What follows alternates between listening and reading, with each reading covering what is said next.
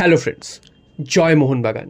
গতকালই মোহনবাগানের ওপর থেকে উঠে গেছে রেজিস্ট্রেশন ব্যান। তো মোহনবাগানের আর কোনো প্লেয়ারকে সই করানো বা রেজিস্ট্রেশন করানোতে কোনো বাধা রইল না। তো গতকাল রাত্রিরেই আমরা দেখেছি মোহনবাগান সোশ্যাল মিডিয়াতে একটা পোস্ট, সেই পোস্টটা থেকেই বোঝা যাচ্ছে যে মোহনবাগান এবার ঝড় তুলতে চলেছে।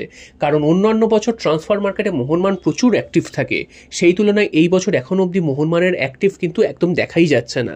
হ্যাঁ, মাঝখানে এই রেজিস্ট্রেশন ব্যান যেটা হয়েছিল সেটার জন্য মোহনবাগান একটু পিছিয়ে গেছিলো এবং কোনো মুভমেন্ট করছিল না। হ্যাঁ, ভেতরে ভেতরে মোহনবাগান অবশ্যই মুভমেন্ট করছিল, তবে সামনাসামনি কিন্তু কিছু বোঝা যাচ্ছিল না এবং ট্রান্সফার মার্কেটটাও অনেকটা যেন ঝিমিয়ে গেছিলো, কোনো দলই সেভাবে কোনো মুভমেন্ট করছিল না। তো গতকাল ট্রান্সফার ব্যান উঠে গেছে এবং ট্রান্সফার উইন্ডো খুলে গেছে। সুতরাং মোহনবাগান এবং যে গতকাল রাত্রে যে পোস্টটা করেছে সেই পোস্টটা থেকেই পরিষ্কার করে দিয়েছে যে মোহনবাগান এবার পুরোপুরি মাঠে নেমে পড়েছে এবং যে কোনো দিন যে কোনো সময় কিন্তু অফিসিয়াল আপডেটগুলো চলে আসতে পারে। তো এখন এই মুহূর্তে মোহনবাগানের টার্গেটে যেই দুটো প্লেয়ার, ভারতীয় যে দুটো প্লেয়ার নিয়ে সব থেকে আলোচনা চলছে, এক মেহতাব সিং আর এক হচ্ছেন অভিষেক সিং। তো মেহতাব এবং অভিষেক মোহনবাগানে আসবেন কি আসবেন না এটা নিয়ে দীর্ঘদিন ধরে একটা টালবাহানা চলছে। তবে গতকালই তোমাদের জানিয়েছিলাম অভিষেক সিংয়ের যে ডিলটা, সেখানে কিন্তু মাঝখানে গোয়া ঢুকেছে এবং গোয়া কিভাবে ঢুকেছে, কতটা আনফেয়ারভাবে ঢুকেছে সেটাও তোমাদের জানিয়েছিলাম। এবং গোয়া কিন্তু এখানে খুবই নোংরা একটা চাল খেলেছে, যেহেতু গোয়ার কোচ এবং ভারতের জাতীয় দলের কোচ একই লোক, সে কারণে গোয়া সেই ভারতের জাতীয় দলের কোচকে দিয়ে সেইখানে খেলার বদলে বা ভারতের জাতীয় দলের খেলার সেইগুলোকে বাদ দিয়ে গোয়া কীভাবে তাদের নিজের স্বার্থসিদ্ধি করবে সেই কাজটা কিন্তু করে গেছে। এবং ভারতের কোচ এবং গোয়ার কোচ মানলো, তিনিও নির্লজ্জের মতন এই কাজটা করেছেন। যেখানে ভারতের জাতীয় দল নিয়ে কথা হওয়ার কথা, সেখানে কোনো ক্লাবের ট্রান্সফার কিভাবে হবে, কোনো ক্লাবের প্লেয়ারকে কিভাবে ট্রান্সফারে যুক্ত করবে সেইটা নিয়ে কিন্তু সেই ভারতীয় টিমে আলোচনা হয়েছে এবং যেটা কিন্তু খুবই আনফেয়ার এবং খুবই খারাপ জিনিস। এবং এই জিনিসটা নিয়ে তদন্ত হওয়া উচিত, অবশ্যই এআইএফএফ এর তদন্ত করা উচিত। যে বিশ্বাস করে তাকে একটা দায়িত্ব দেওয়া হচ্ছে, সেই দায়িত্ব তো তিনি পালন করেননি ঠিকভাবে, যথেষ্ট খারাপ ফল করেছে ভারত এবং তারপরে ভারতের জাতীয় দলের ক্যাম্পে এইসব কাণ্ড কারখানা ঘটিয়েছেন। তো এটা তো এআইএফএফ এর দেখা উচিত অবশ্যই, যখন এই নিউজটা বেরিয়েছে এটা খুবই একটা গুরুতর অভিযোগ। তো এটা বাদ দিলে মোহনবাগানে অভিষেক সিং আসবেন কি আসবেন না সেটা এখন এই মুহূর্তে ঝুলে রয়েছে গোয়া এবং মোহনবাগানের মধ্যে। মাঝখানে ইস্টবেঙ্গল খুব ভালোভাবে ছিল, তবে ইস্টবেঙ্গল এখন অনেকটাই পিছিয়ে পড়েছে এই ডিলটাতে এবং মোহনবাগান এবং গোয়ার মধ্যে কিন্তু ফাইটটা চলছে। যেহেতু মানলো অনেক বুঝিয়ে এসছেন তাকে এবং সেখানে কিন্তু গোয়ার দিকে অনেকটা হেলে গেছে বিষয়টা, সেটা কিন্তু মনে করছে, যদিও মোহনবাগান এই লড়াইটা থেকে কিন্তু বেরিয়ে যায়নি এখনও। অন্যদিকে জয়গুপ্তাও কিন্তু ইস্টবেঙ্গল থেকে অফার পেয়েছে যেটা শোনা যাচ্ছে, এবং ইস্টবেঙ্গল থেকে অফার পাওয়ার ফলে কিন্তু যে অভিষেক সিংয়ের যে পজিশনটা, সেই পজিশনে কিন্তু গোয়ার প্লেয়ার কিন্তু কমে যাওয়ার একটা সম্ভাবনা রয়েছে। তাই গোয়াতেও তার কিন্তু যাওয়ার সম্ভাবনা একটা রয়ে গেছে। এবার বিষয় হচ্ছে মোহনবাগান যখন কোনো রেসে নামে, সেই মোহনবাগান সেই রেসটা জিতেই ছাড়ে এবং যত টাকাই হোক না কেন।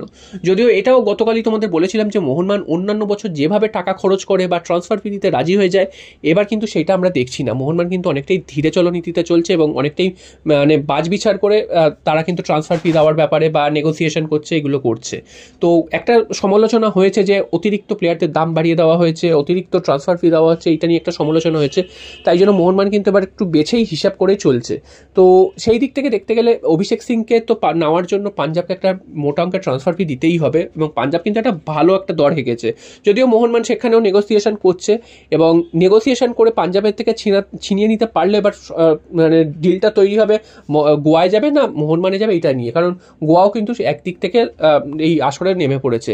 তো তোমাদের আবারও একটু জানিয়ে দিই যে এই মুহূর্তে দাঁড়িয়েও কিন্তু এখনো কনফার্ম হয়নি তিনি কোন দিকে যাবে। তবে মোহনবাগান কিন্তু রেস থেকে হারিয়ে যায়নি, মোহনবাগান রেসে খুব ভালোভাবে রয়েছে এবং মেনলি এই মুহূর্তে গোয়া এবং মোহনবাগানের মধ্যে টাসেলটা হচ্ছে এবং আশা করছি আমাদের মোহনবাগানই এই অভিষেক সিং আসবে। কারণ জাতীয় দলের একটা গুরুত্ব তিনি জানেন, চ্যাম্পিয়ন দলের গুরুত্ব একটা তিনি জানেন। তো চ্যাম্পিয়ন দলে আসতে পারলে তার কতটা লাভ হবে সেটাও জানেন। যদিও মোহনবাগান এবং গোয়া দুজনেই এবার এএফসি কম্পিটিশনে খেলবে, তো দুটো ক্লাবই কিন্তু প্রায় একই জায়গায় রয়েছে। তবে ভারতের জাতীয় ক্লাবে খেলার স্বপ্ন প্রত্যেকটা প্লেয়ারেরই থাকে, তো অভিষেকেরও সেরকমই একটা স্বপ্ন আশা করিয়ে রয়েছে এবং অভিষেক কিন্তু মোহনবাগানের দিকেই ঝুঁকবে, এটাই কিন্তু আমরা আশা রাখি। এরপর চলে আসি অভিষেক সিংয়ের খবরে। অভিষেক সিংয়ের বিষয়টা নিয়ে কিন্তু এখনও ঝুলে রয়েছে এবং মুম্বাই তাকে ছাড়বে কি ছাড়বে না এটা নিয়ে কিন্তু টালবাহানা চলছিল। তবে এই মুহূর্তে এটা খবর এবং চারিদিকে যেসব মিডিয়া থেকে যেসব খবরগুলো আছে সেখান থেকে জানা যাচ্ছে যে অভিষেক সিংও কিন্তু মোহনবাগানের দিকে অনেকটাই ঝুঁকে পড়েছে। অফিসিয়ালি এখনো কোথাও বলা হচ্ছে না যে তিনি সই করে ফেলেছেন বা তার সাথে মানে একদম কন্ট্রাক্ট সাইন হয়ে গেছে, তেমনটা কিন্তু নয়।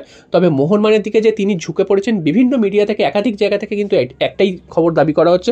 তো সেখান থেকেই বোঝা যাচ্ছে যে অভিষেক সিংয়ের সাথে মোহনবাগান অ্যাডভান্স স্টেজে কথাবার্তা চলছে এবং মুম্বাইয়ের পক্ষে হয়তো তাকে ধরে রাখা সম্ভব হবে না যদি না কোনো বিরাট অঘটন ঘটে। তো মেহতাব সিং মোহনবাগানই সই করছেন তেমনটা কিন্তু জানা যাচ্ছে। এবং গতকাল তোমাদের যেটা বলছিলাম, মোহনবাগানের সোশ্যাল মিডিয়া সাইটে একটা সিংহের ছবি দিয়ে পোস্ট করা হচ্ছে। তো সিংহে থেকে কিন্তু আরেকটা জিনিস স্পষ্ট বোঝা যাচ্ছে যে মোহনবাগানে কোনো সিংহ আসতে চলেছে।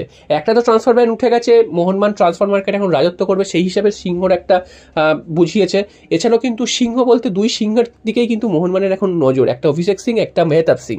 তো এই দুই সিংহকেও কিন্তু অনেকটা মানে মেনশন করার জন্য এইভাবে ভিডিওটা পোস্ট করেছে, সেটাই কিন্তু সমর্থকরা মনে করছে।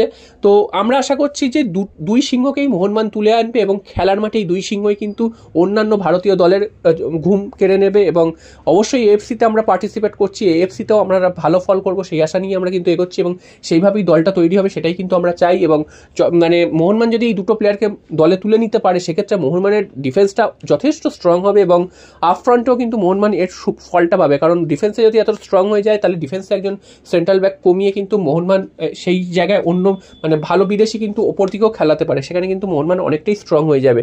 তো দেখা যাক শেষ পর্যন্ত কার জিত হয়। আমরা আশা করছি মোহনবাগানে এই দুই সিংহকে আমরা দেখতে পাবো এবং আমরা অপেক্ষা করব অফিসিয়াল আপডেট আসার জন্য।